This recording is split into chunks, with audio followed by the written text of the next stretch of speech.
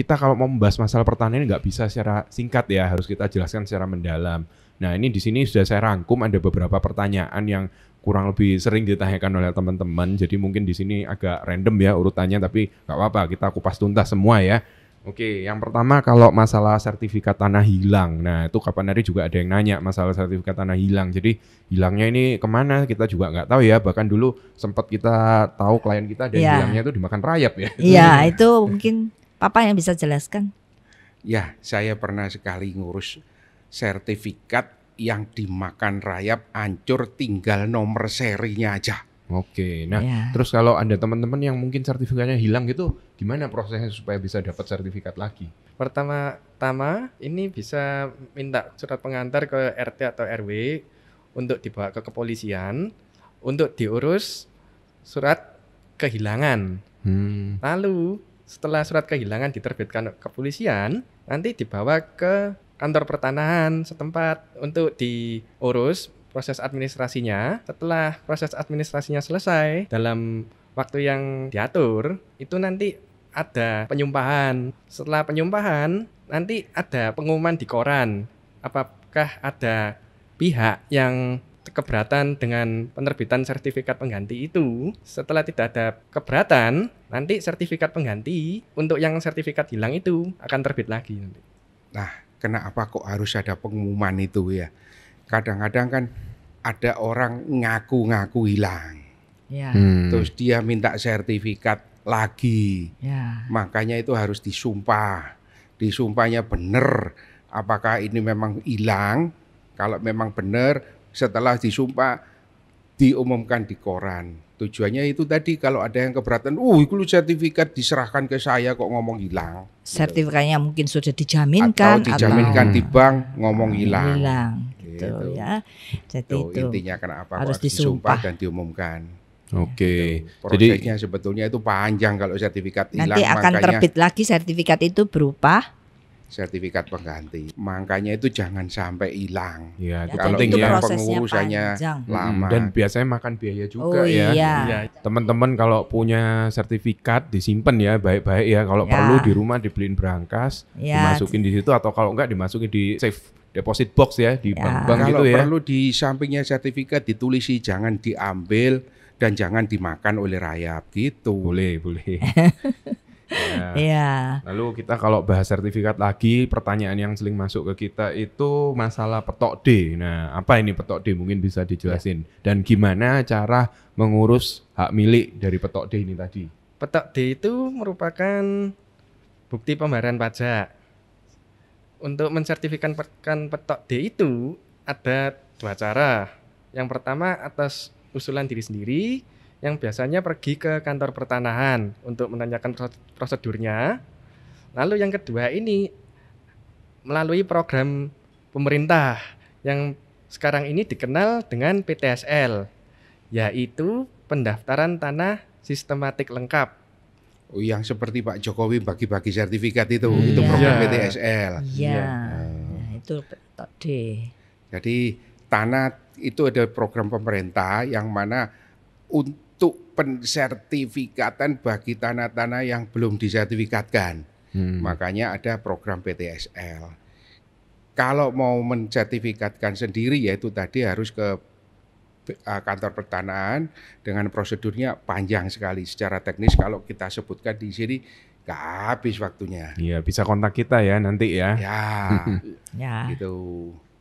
Oke, nah terus kan kadang kita kalau ngomong petok D tadi kan sudah dijelasin kalau petok D itu cuma bukti pembayaran pajak yang dari zaman dulu gitu kan ya intinya. Nah kita makanya perlu untuk mensertifikatkan petok D agar kita itu punya bukti yang jelas bahwa itu adalah kepemilikan kita. Karena kalau sekarang dengan sistem yang ada itu bukti kepemilikan bagi properti yang ada di Indonesia itu adalah dengan sertifikat ya. Makanya kadang kan terjadi juga sengketa-sengketa. Misalkan ini kita yang pegang petok D-nya tapi ada orang lain kadang mungkin ngomongnya sudah pegang sertifikatnya padahal objeknya sama gitu kan. Nah, di situ karena mungkin ada perbedaan sistem itu tadi dari yang zaman dulu sama dengan sistem yang ada sekarang gitu kan ya. Nah, sekarang kalau satu lagi yang banyak ditanyain sama teman-teman khususnya yang di Surabaya ini mungkin produk yang adanya di Surabaya aja ya. biasanya itu orang-orang nyebutnya surat ijo gitu. Nah, mungkin bisa dijelasin surat ijo ini gimana sih? Sebetulnya itu namanya bukan surat ijo. Surat ijo memang karena warnanya ijo surat Ya, itu. tapi nggak ada ya produk Nggak surat ada. hijau gitu, nggak ada ya. Nggak ada. Karena Yang benar warnanya ijo. itu adalah izin pemakaian tanah. Oke, kadang orang nyebutnya IPT itu ya. Iya. Padahal itu ada yang warnanya putih, merah, kuning, dan yang ini kebetulan warnanya Nah, hijau. mungkin bisa dijelasin kenapa kok ada warna-warni ini. Nah, yang hijau ini adalah yang tanpa halangan untuk selalu diperpanjang. Tapi kalau yang merah itu dibatasi, biasanya fasilitas umum. Oke. Ada yang putih malah itu tidak bisa dimintakan izin pemakaian tanah. Itu. Jadi atau yang merah tadi saya tambahkan mungkin bakal di Royland. Apa itu Royland? Royland itu bakal kena pemotongan untuk kan. jalan. Oke. Fasilitas umum juga. Untuk fasilitas umum. Nah. Jadi bentuknya memang warnanya hijau, jadi sebetulnya bukan ya karena sudah salah kaprah ditulis Sudah kebiasaan lah Bukan orang salah kaprah ya, mungkin Sudah penyebutan sehari-harinya Ya, lebih sudah tepatnya. kebiasaan. Ya. Disebut kebiasaan memegang hijau. surat hijau. Ya. Nah, lalu surat hijau sendiri ini apa bisa di dalam tanda kutip disertifikatkan? Bisa. Oke, Just- caranya gimana? Justru sekarang ini Pemkot ini lagi gencar-gencarnya untuk mensertifikatkan surat hijau. Tapi surat hijau itu disertifikatkan itu bukan sertifikat hak guna bangunan atau hak milik, tapi HPL. Hak pengelolaan ya. Hak pengelolaan, jadi HGB di atas HPL, sorry. Jadi HGB di atas HPL. Hak guna bangunan di atas hak pengelolaan. Iya, Oke. itu berlakunya 20 tahun gitu. Tapi kenapa kok HGB di atas HPL? Haknya yang di bawah itu masih tetap punya Pemkot gitu. Jadi istilahnya kita kayak sewa gitu ya ke pemerintah ya. Iya, lah itu bayar retribusinya lumayan banyak. Nah, sehingga diserahkan 20 tahun itu Pemkot untuk ambil duit banyak retribusinya. Salah satu sumber pemasukan ya buat Iya. Pemkot Surabaya ya, tapi dalam hal ini ya. Surabaya. Oke, nah tadi kita kan sudah bahas permasalahan sertifikat, tentang petok D, tentang surat ijo. Nah, ada satu lagi kapan hari itu yang menanyakan masalah sertifikat ganda. Nah, mungkin bisa dijelaskan gimana kok bisa sih terjadi sertifikat ganda, lalu kalau sampai terjadi kasus seperti ini, gimana penyelesaiannya? Nah, kalau sertifikat ganda ini gini. Kenapa kok ganda? Yang dikatakan ganda itu satu persil ada 2 sertifikat. Satu persil, kenapa kok bisa 2 sertifikat?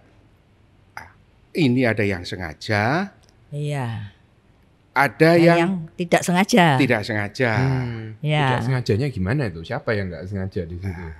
Tidak sengajanya itu pada waktu pendaftaran pertama kali dulu, mungkin pada waktu petok itu, terus tanahnya itu nggak ada bangunan, sehingga menunjukkan batas Batas itu itu lo yang punya salah. saya di situ. Nah itu makanya sekarang yang saya tadi sudah jelaskan harus ada NIB itu di Ya. situ. Jadi kalau dengan NIB ada sertifikat itu sudah jelas, itu sertifikatnya tunggal dan batas-batasnya jelas. Oke, jadi di situ ya pentingnya ada NIB itu tadi ya. Ya. Oke. Nah, untuk yang sekarang ini setiap sertifikat yang masuk checking pasti dilihat ada NIB apa enggak. Kalau enggak ada NIB langsung diproses untuk dilakukan NIB. Oke, jadi kurang lebih gitu ya. Tadi kita kan sudah bahas masalah sertifikat ya. Jadi gimana kalau kita punya petok D mau kita jadiin sertifikat, lalu masalah surat ijo khusus bagi yang teman-teman yang ada di Surabaya. Nah, lalu sertifikat ganda. Sekarang kita mau bahas masalah lainnya ya. Nah, ini mungkin berkaitan juga dengan pandemi yang sekarang lagi kita alami ya. Jadi karena kondisi yang lagi nggak baik, ekonomi buruk, banyak orang yang dirumahkan. Nah, mungkin di situ banyak yang kredit lalu nggak bisa bayar di bank, kredit macet. Nah, di situ makanya sekarang tuh banyak banget properti yang dilelang gitu kan. Tadi kan kita sempat bahas masalah hak tanggungan. Nah, hak tanggungan tuh jaminannya jadi kalau kita nggak bisa bayar tuh kan biasanya dilelang oleh bank. Nah, di sini kan juga jadi kesempatan juga bagi teman-teman yang mau investasi properti gitu kan. Banyak yang sekarang mau membeli rumah lelang istilahnya gitu. Nah mungkin bisa dijelasin sedikit gimana sih prosesnya jual beli atau khususnya kalau dalam hal ini untuk membeli rumah yang hasil lelang itu tadi. Oke, kalau proses lelang itu adalah pelaksanaan dari hak tanggungan tadi diajukan lelang. Lelang diumumkan. Setelah lelang diumumkan pada hari H itu dilakukan pembayaran atas objek lelang tadi. Dan pada waktu setelah dilakukan pembayaran objek lelang, maka dibuatkan risalah lelang. Itu untuk proses lelangnya. Risalah lelang tersebut dibawa ke kantor pertanahan setempat untuk didaftarkan. Jadi didaftarkan karena ada perahlian karena lelang ini. Nanti di dalam sertifikatnya ini tertulis nama pemenang lelangnya nanti. Ya, jadi ini prosesnya agak berbeda ya. Kalau jual beli itu kan atau KPR dan lain sebagainya itu pakai. Jadi di sini bisa langsung ya prosesnya beda lagi ya. Berbeda. Dan di sini nggak perlu pakai jasa PPAT ya. Tidak perlu. Bisa langsung ya. Ya. Oke. Jadi kurang lebih seperti itu ya teman-teman ya. Kalau untuk proses membeli rumah atau tanah lelang itu ya mungkin bisa dijadiin mungkin ini bisa jadi peluang buat teman-teman bagi yang mungkin mau investasi properti gitu ya.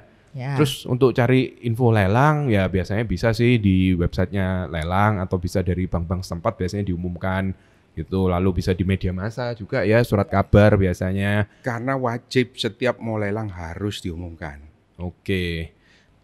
Nah kalau kita bahas lelang tadi kan biasanya ada pemenang lelangnya. Nah lalu kan terjual dengan harga berapa. Nah padahal di prakteknya itu kadang harga jualnya itu bisa dapatnya lebih kan ya dari nilai jaminannya gitu kan ya. Jadi ada istilahnya ada kembaliannya gitu. Nah, terus apa yang terjadi nih sama kembaliannya? Ya itu nilainya itu dipotong, dibayarkan ke yang punya hutang itu krediturnya sebatas utangnya, sisanya itu dikembalikan ke pemilik barang jaminan. Nah, jadi misalkan contohnya gini, kita misalkan punya hutang 500 juta gitu kan. Nah, lalu nilainya itu jaminannya misalkan 800 juta, lalu terjualnya 1M gitu kan. Nah, jadi 500 juta itu nanti dibayarkan ke banknya gitu kan ya. Nah, lalu sisanya itu tadi diberikan ke yang debitornya ya. Ya, yang punya rumah itu tadi. Ya. Oke. Karena prinsipnya utang itu kan udah lunas, setelah dibayar itu maka lebihnya itu adalah haknya pemilik. Balik lagi ya. Ya. Itu tadi lah. Ada batas-batasnya pemasangan HT juga di situ itu tujuannya. Oke. Nah sebaliknya, kalau ada sebaliknya kurang, nah itu kita ngomong lebih kan. Nah, kalau dijual ternyata kurang, masih di bawah nilai kreditnya gimana? Jangan enak-enak, itu bisa digugat lagi. Dicari lagi. Itu debitor itu punya harta apa lagi? Oke. Orang seringnya lelang-lelangan ya wis lah pokoknya ku silang sudah. Padahal di belakang itu masih ada hak dari kreditor untuk menggugat kekurangannya. Oke, kayak gitu ya prosesnya ya lelang kurang lebih ya. Nah, lalu ini juga salah satu pertanyaan dari teman-teman follower atau audiens di Brand Advice. Kapan hari ada yang menanyakan juga, mungkin ini ada kaitannya dengan lelang juga ya. Biasanya kalau sudah terjadi lelang gitu kan, lalu sudah ada peralihan. Nah biasanya sebagai debitor tuh kadang ada yang nakal gitu ya. Jadi walaupun sudah eksekusinya selesai, udah dilelang, tapi mereka nggak mau keluar. Padahal hak miliknya sudah beralih misalkan gitu. Nah sekarang gimana sih caranya kalau misalkan kita sudah punya hak milik, tapi penguasaannya masih di orang lain, apa yang bisa kita lakukan? Nah mungkin nih saya yang jawab aja ya langsung ya. Bisa kita lakukan gugat untuk pengosongan gitu ya. Nah gugatan pengosongan tuh ya seperti biasa diajukan ke pengadilan negeri setempat. Lalu biasanya sih prakteknya kalau sudah ada gugat pengosongan sudah diputus, kalau sebagai debitor masih dalam tanda kutip melakukan perlawanan atau masih mungkin nakal gitu ya, langsung bisa dibanding lagi ya kan. Lalu bisa diajukan juga sampai kasasi. Nah tapi biasanya kalau sudah sampai kasasi Mahkamah Agung dan sudah dimenangkan yang meminta pengosongan itu ya biasanya akan dieksekusi tetap ya. Ya itu wilayahnya lawyer, advokat, sudah mungkin, bukan wilayahnya notaris PPAT lagi. Mungkin Papa mau nambahin sedikit kan dulu soalnya Papa saya ini juga advokat lalu alih profesi ke notaris dan PPAT. Makanya itu kalau mau beli barang lelang itu hati-hati. hati-hatinya kenapa?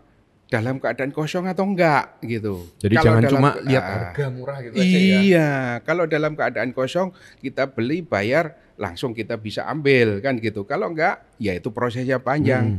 Proses gugatan perdata itu bisa berapa tahun, risikonya di situ. Dan tambah biaya lagi. Biaya lagi untuk pengosongan Iya. itu ya. Jadi dan harus kita fee-nya perhitungkan. advokat. Nah, betul, fee-nya itu berapa. Jadi jangan cuma kita lihat harga lelang di bawah harga pasar gitu kan, apalagi kalau sudah pakai harga yang likuidasi gitu ya, biasanya dapatnya kan bisa lumayan rendah gitu kan, terus nggak usah PPAT langsung ke BPN atau kantor pertanahan. Nah tapi di situ kadang ada biaya lain yang harus kita keluarkan dan upaya-upaya lain itu bisa makan waktu, makan tenaga. Tapi memang kalau sudah diniatin ya nggak masalah gitu kan ya. Asal diperhitungkan dengan matang. Asal diperhitungkan dengan matang-matang ya. Nah tadi kan barusan kita sudah bahas masalah tanah lelang. Salah satu pertanyaan yang sering kita terima lagi itu adalah masalah tanah warisan. Kita jadi mungkin bahas sedikit ya masalah tanah warisan ya. Kira-kira mungkin kita bahas dulu apa sih waris itu dan bedanya sama hibah. Karena di sini biasanya teman-teman tuh banyak yang keliru. Hibah sama waris itu banyak salah kaprah. Bahkan kita dulu ada postingan di Brand Advice, kita bahas bedanya waris dan hibah. Karena kadang teman ngomong, saya dapat warisan. Terus kita tanya, siapa yang meninggal? Nggak ada gitu loh. Nah, mungkin bisa dijelasin sedikit bedanya waris dengan hibah. Oke.